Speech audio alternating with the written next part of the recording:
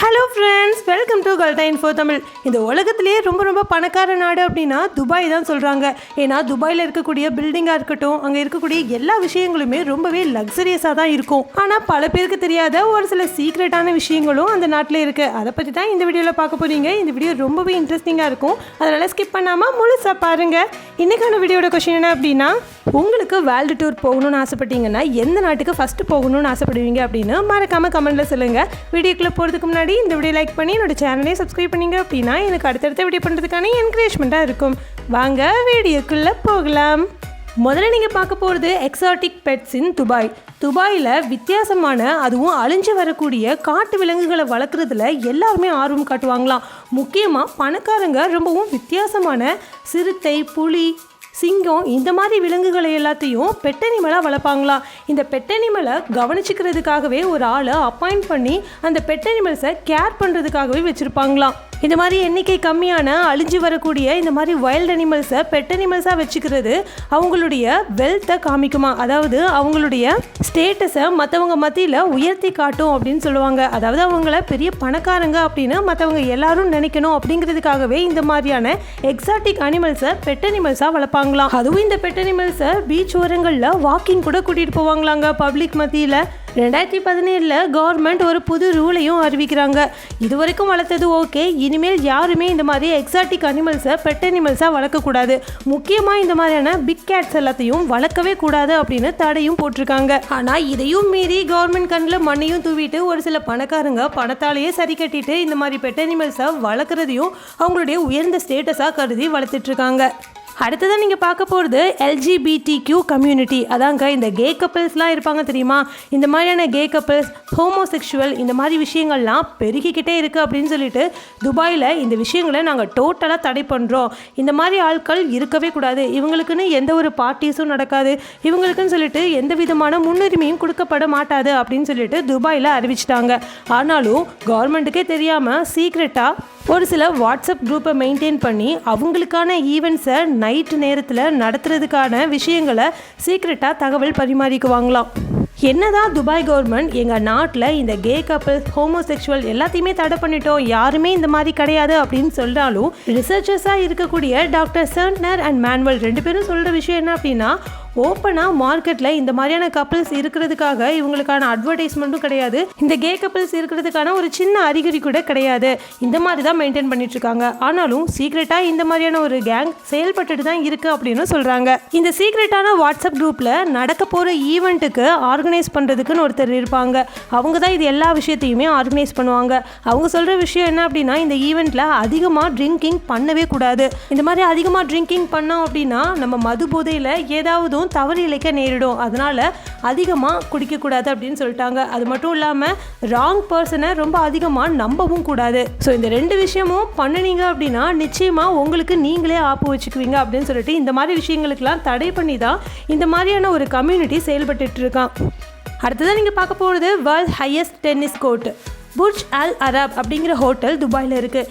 இந்த துபாய் ஹோட்டலுடைய டாப்பில் ஹெலிகாப்டர்லாம் வந்து இறங்குறதுக்காக ஹெலிபேட் அமைச்சிருக்காங்க.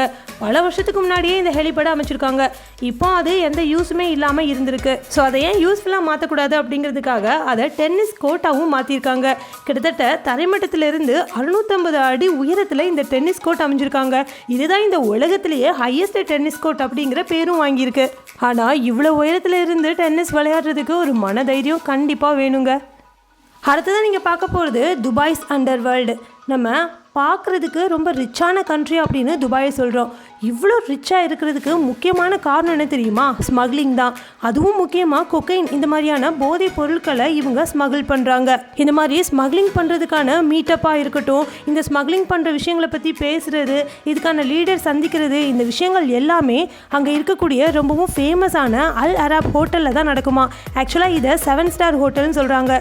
இந்த இடத்துல தான் யூரோப்புடைய 4 டாப் ட்ரக் லார்ட்ஸ்லாம் இருப்பாங்க தெரியுமா, அவங்களா சந்திச்சுக்குவாங்களாம். இந்த இடத்துல அதிகமான பண பரிமாற்றம்லாம் ஏற்படுங்க. இதெல்லாம் அவங்களுக்கு தெரியாமையா இருக்கும். இதனால அதிகமான காசும் அந்த துபாய் கவர்மெண்ட்டுக்கு போய் சேருது. அங்கே ஹவாலா பேங்கிங் சிஸ்டம் இருக்கிறதுனால அதிகப்படியான பணப்புழக்கமும் இருக்குங்க.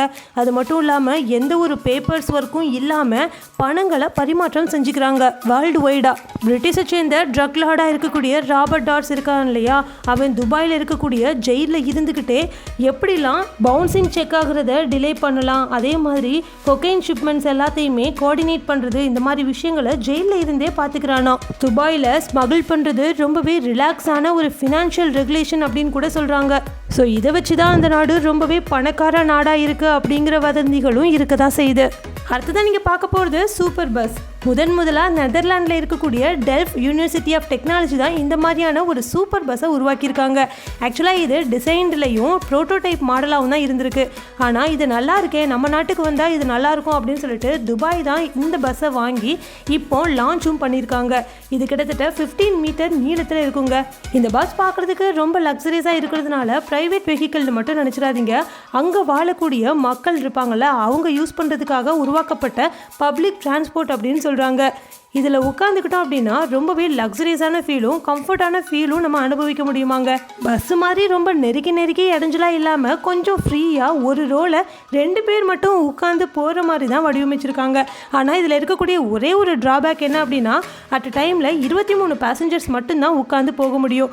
அதுவும் மணிக்கு 250 கிலோமீட்டர் வேகத்தில் போகுமாங்க. அதாவது நார்மலான ஏர் பஸ் இருக்கும் தெரியுமா, அதை விட இது ரொம்ப டபுள் ட்ரிபிள் மடங்கு ஃபாஸ்ட்டாக போகக்கூடியது. அதனால் நம்ம போக விரும்பக்கூடிய டெஸ்டினேஷனை ரொம்பவே சுலபமாக போய் அடைஞ்சிடலாம், அதுவும் வேகமாக போய் அடைஞ்சிடலாம் அப்படின்னு சொல்கிறாங்க. கிட்டத்தட்ட 49 அடி வரைக்கும் நீளத்தில் இது இருக்குது. முக்கியமாக இது பொல்யூஷனை அதிகமாக கண்ட்ரோல் பண்ணுது, முக்கியமாக பொல்யூஷனையே குறைச்சிடுது அப்படின்னு சொல்கிறாங்க. அடுத்ததான் நீங்கள் பார்க்க போகிறது துபாய்ஸ் இல்லூஷன். அதாவது துபாயில் இருக்கிற நிறைய சூப்பரான விஷயங்களை டக்குன்னு பார்க்க போகிறோம். என்ன தெரியுமா, இம்பாசிபிள் அப்படின்னு நினைக்கிற விஷயத்தையும் பாசிபிளாக மாற்றி காட்டுறது தான் இந்த துபாயாங்க. இந்த உலகத்தில் இருக்கக்கூடிய பணக்காரர்கள்லாம் இருப்பாங்க தெரியுமா, அவங்க ஒரு தடவையாவதும் இந்த ஊருக்கு வந்து அங்கே இருக்கக்கூடிய ரொம்பவும் எக்ஸ்பென்சிவான விஷயங்களை அனுபவிக்கணும் அப்படின்னு ஆசைப்படுவாங்களாம். அதில் ஒன்று தான் பெரிய மால்ஸ்லாம் இருக்குமா, அங்கே ரொம்பவும் டிசைனர் பிராண்ட்ஸாக இருக்கக்கூடிய விஷயங்களெல்லாம் ஷாப்பிங் பண்ணுறது. முக்கியமாக 7 ஸ்டார் ஹோட்டல் இருக்கும் தெரியுமா, அதிலலாம் ஸ்டே பண்ணி அங்கே இருக்கக்கூடிய ப்ரைவேட் பூலில் குளிக்கிறது. முக்கியமாக இந்த துபாயுடைய லேண்ட்மார்க்ஸ்லாம் ரொம்ப சூப்பராக இருக்குங்க. புர்ஜ் கலிஃபா நீங்கள் எல்லாருமே கேள்விப்பட்டிருப்பீங்க தெரியுமா, இந்த உலகத்திலேயே டாலஸ்ட் பில்டிங் சொல்லுவாங்க, அது கூட அங்கே தான் இருக்குது. அது மட்டும் இல்லாமல் மனுஷங்களே உருவாக்குன நிறைய ஐலாண்ட்ஸ் இருக்குங்க. இந்த லக்ஸரி ஃபீலெல்லாம் அனுபவிக்கணும்னு சொல்லிட்டு நிறைய டூரிஸ்டர்ஸ் அந்த நாட்டுக்கு வராங்க. அதில் இருந்தே ஒரு அமௌண்ட்டை அந்த நாட்டு கவர்மெண்ட் சம்பாதிச்சிரும்னு நினைக்கிறாங்க. மியூசிக்கு ஏற்ற மாதிரி டான்ஸ் ஆடக்கூடிய ஃபவுண்டைன்ஸை கூட வடிவமைச்சிருக்காங்க.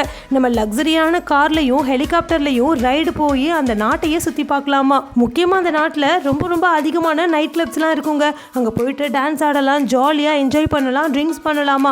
அது மட்டும் இல்லாமல் ப்ரைவேட்டான பீச் ரெசார்ட்ஸ் கூட இருக்குது. அங்கே வாழக்கூடிய அந்த நாட்டு குடியுரிமை பெற்ற சாதாரண மக்கள் கூட ஆடம்பரமாக தான் வாழ்வாங்களாங்க. அந்த நாட்டில் இருக்கக்கூடிய எமிரேட்ஸ் இருப்பாங்க தெரியுமா, அவங்க வீட்டில் எக்கச்சக்கமான மல்டிபிள் கார்ஸ், லக்ஸரி கார்ஸ்லாம் நிற்குமா. அங்கே இருக்கிற பணக்காரங்க எக்ஸாட்டிக் டைகர்ஸ் எல்லாம் வளர்க்குறாங்க. காருன்னு பார்த்தீங்கன்னா அந்த நாட்டு ரோட்டில் நம்ம பார்க்கக்கூடிய கார் அப்படின்னா அடிக்கடி நம்ம கண்ணில் படுறது ஃபெராரி, லேம்போகினி, ரோல்ஸ் ராய்ஸ், இந்த மாதிரி ரொம்பவும் பிராண்டடான கார்ஸை மட்டும்தான் பார்க்க முடியுமாங்க. சாதாரண காருங்கள்லாம் கை விட்டு, அதாவது விரல் விட்டு எண்ணிடலாமா, அந்த அளவுக்கு கம்மியாக தான் இருக்குமா. நிறைய ப்ரைவேட் ஸ்விம்மிங் பூல்ஸ்லாம் இருக்குங்க. அது மட்டும் இல்லாமல் அந்த நாட்டில் குடியுரிமை பெற்று வாழ்வாங்க தெரியுமா, அவங்களுக்கு டேக்ஸே கிடையாதான். டேக்ஸ் ஃப்ரீ வாழ்க்கையை தான் அவங்க வாழ்ந்துட்டுருக்காங்க. ஜாப் ஆப்பர்ச்சுனிட்டிஸும் அந்த நாட்டில் ரொம்ப அதிகமாக இருக்குது. இப்போ உங்கள் எல்லாருக்கும் பிடிச்ச செக்ஷன் வந்தாச்சு. அதாங்க உங்கள் கமெண்ட்ஸ்லாம் ரிப்ளை பண்ண போகிறோம். வாங்க நம்ம சப்ஸ்கிரைபர்ஸ் என்ன கமெண்ட்ஸ் பண்ணியிருக்காங்கன்னு பார்க்கலாம். அப்போது என்ன கமெண்ட் பண்ணியிருக்காங்க அப்படின்னா, கோஸ்ட் ரிலேட்டட் பிளேசஸ் பற்றி வீடியோ போட்டதுக்கு தேங்க்ஸ் அப்படின்னு சொல்லியிருக்காங்க. நீங்கள் தான் அடிக்கடி கோஸ்ட் ரிலேட்டடான வீடியோஸ் போட சொல்லி கேட்டுகிட்டே இருந்தீங்க. உங்களுக்காக தான் முக்கியமாக இந்த வீடியோவே நான் போட்டேன். என்னோட சேனல் வீடியோஸ் பார்க்குறதுக்கு உங்களுக்கு ரொம்ப தேங்க்ஸ். இதே மாதிரி உங்களுடைய கமெண்ட்டும் என்னோட வீடியோவில் இடம்பெறணும்னு நினச்சிங்கன்னா ஒவ்வொரு வீடியோலையும் நான் கேட்குற கேள்விக்கு நீங்கள் மறக்காமல் கமெண்ட்டில் போய்ட்டு பதில் சொல்லணும். எந்த பதில் எனக்கு ரொம்ப பிடிச்சிருக்குதோ அந்த பதில் எடுத்து நான் என்னோட வீடியோவில் சொல்லுவேன். இந்த வீடியோ ரொம்ப பிடிச்சிருந்தது அப்படின்னா இந்த வீடியோ லைக் பண்ணி உங்கள் ஃப்ரெண்ட்ஸ் அண்ட் ஃபேமிலிக்கும் ஷேர் பண்ணுங்கள். Thank you friends.